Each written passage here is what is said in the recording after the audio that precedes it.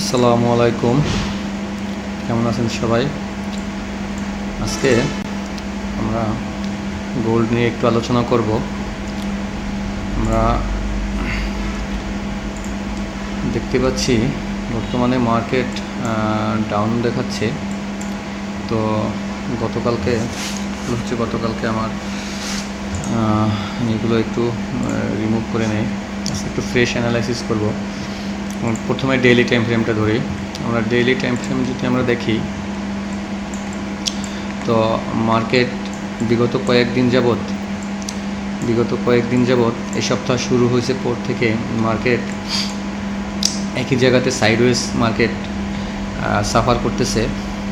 Market তার নির্দিষ্ট জোনটা ব্রেক করতেছে না। আমরা যদি দেখি, এই হচ্ছে ডেইলি টাইম ফ্রেমে আমাদের সর্বোচ্চ হাই, এবং আমরা ডেইলি টাইম ফ্রেমে যদি আমরা লোটা আমরা দেখি, তো হচ্ছে আমার ডেইলি টাইম ফ্রেমে এই হচ্ছে আমার লো। আর আমরা যদি H4 এর 4 ঘন্টার টাইম ফ্রেমে যাই,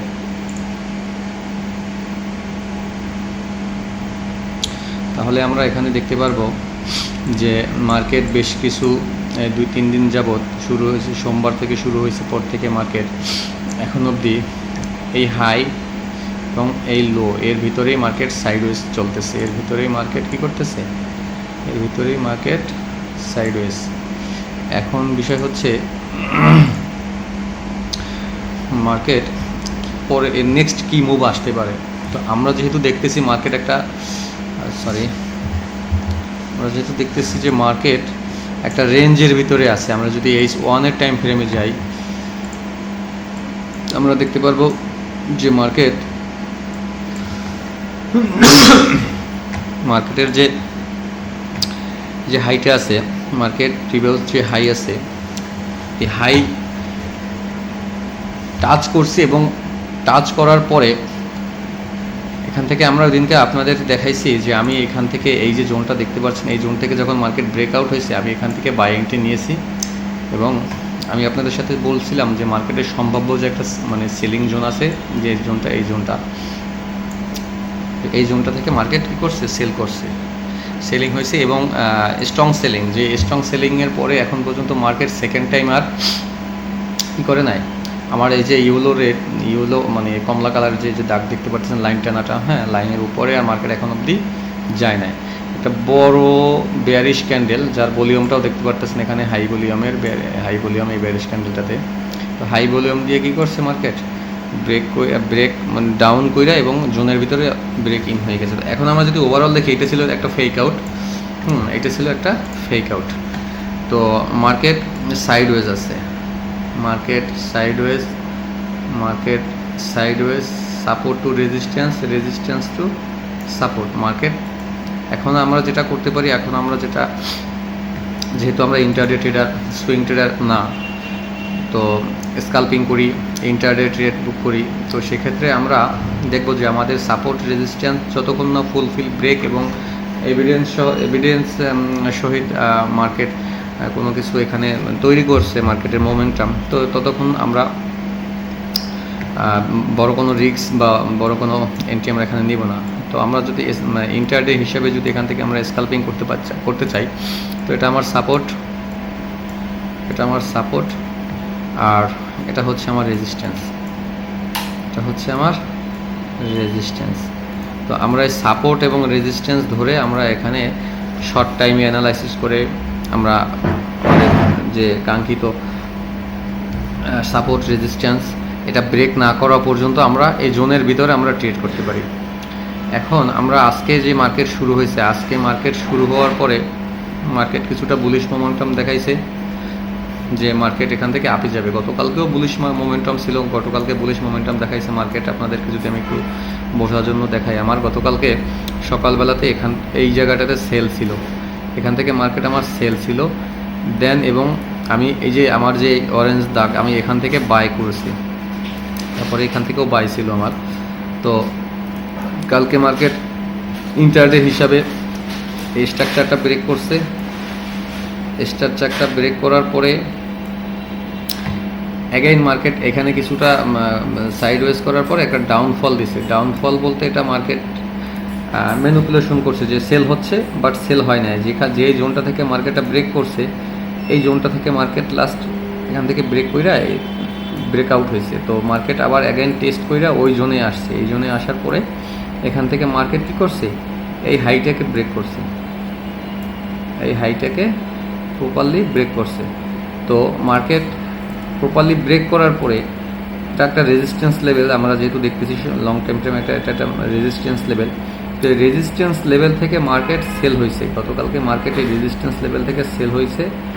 তারপরে কিছুটা টেস্ট করে উপরে অ্যাগেইন আবার সেই সেলিং জোনে গেছে মার্কেট, যেখান থেকে সেল হয়েছে অ্যাগেইন মার্কেট আবার সেল হয়েছে। তাহলে আমরা এখানে মোটামুটি কনফার্মেশন পাই, যেহেতু যদি ফেক হইতো, হ্যাঁ, যে সেলটা ফেক, যে এই যে সেলটা হয়েছে এখানে, এই সেলটা ফেক যদি হইতো তাহলে অ্যাগেইন মার্কেট এখান থেকে ব্রেকআপ স্ট্রাকচার ব্রেক কইরা রেজিস্ট্যান্স ব্রেক কইরা নতুন রেজিস্ট্যান্স তৈরি করতো এবং এটা সাপোর্ট হিসেবে আমরা এটাকে ধরতে পারতাম। বাট মার্কেট অ্যাগেইন আবার এখান থেকে সেল হয়েছে। তারপরে টেস্ট করার পরে মার্কেট বর্তমানে এখন আপনারা দেখতে পাচ্ছেন M30 টাইম ফ্রেমে মার্কেট এখন নিম্নমুখী দেখাচ্ছে। তো আমরা আমাদের কালকের যে কি লেভেলটা ছিল, যে কি লেভেলটা থেকে গতকালকে মার্কেট আপে গেছে, যে কি লেভেলটা থেকে মার্কেট আমরা ওখান থেকে বাই করেছিলাম, আমার এই যে জোনটা, আমার এই যে লেভেলটা আছে, এই লেভেলটা থেকে মার্কেট গতকালকে বাই হয়েছে এবং এখান থেকে সেকেন্ড টাইম হিট করে পরে রেজিস্ট্যান্সে গেছে। তো আমরা এখন দেখতে পাচ্ছি মার্কেট অ্যাগেইন সেই সাপোর্ট লেভেলে চলে আসছে। অলরেডি মার্কেট সেই সাপোর্ট লেভেলে আসছে এবং দেখবো আমরা, যেহেতু আমাদের সাপোর্ট লেভেলে মার্কেট অ্যাগেইন আসছে, এখানে আমরা এভিডেন্সের অপেক্ষায় থাকবো যে আসলে কি মার্কেট এই সাপোর্টটাকে জেনুইনলি ব্রেক করে ডাউনফল এবং অ্যাগেইন যে মূল সাপোর্ট পর্যন্ত চলে যায়, না মার্কেট আমাদেরকে এখান থেকে কিছুটা কি বলে আপনার সাইডওয়েজ দেখাবে, তারপর অ্যাগেইন আবার রেজিস্ট্যান্সের দিকে যাবে। তো আমরা কনফার্মেশন পাওয়ার জন্য অপেক্ষায় থাকবো। M30 আমরা যদি M15 টাইম ফ্রেম ধরি, M15 টাইম ফ্রেমে আমি দেখতে পাচ্ছি, এখানে আপনারা দেখতে পাচ্ছেন যে M15 টাইম ফ্রেমে আমার এই যে ক্যান্ডেলটার হাই থেকে লো, এই হচ্ছে আমার ফুল অ্যান্ড ফাইনালি একটা সাপোর্ট লেভেল। এই সাপোর্ট লেভেল যদি মার্কেট ব্রেক করে, তাহলে কনফার্মেশন পাওয়ার আগে আমরা এখানে এন্ট্রি নিব না। এই সাপোর্ট লেভেলটা যদি মার্কেট ব্রেক করে তাহলে আমরা সেল এন্ট্রি নেব।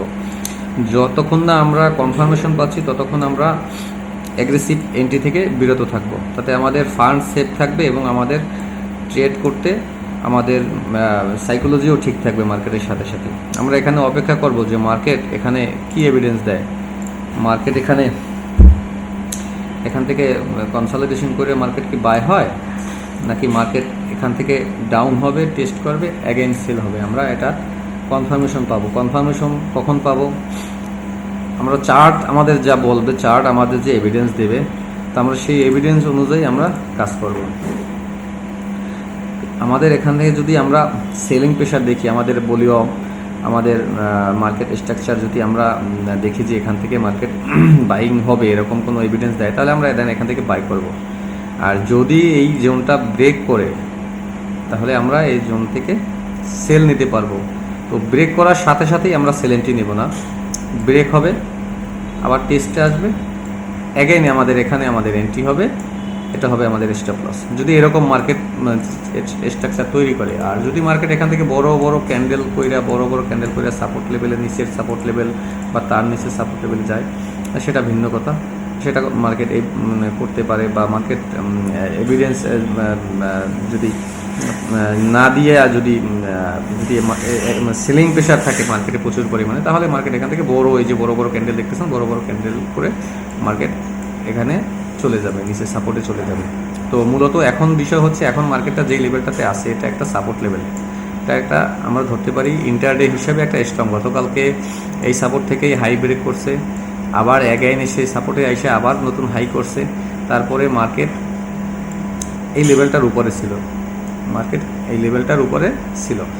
বাট আমরা আজকে দেখতেছি যে মার্কেট এই লেভেলটাকে ব্রেক করে আমাদের যে সাপোর্ট থেকে মার্কেটটা উঠছে, সেই সাপোর্টে মার্কেট আইসা এখন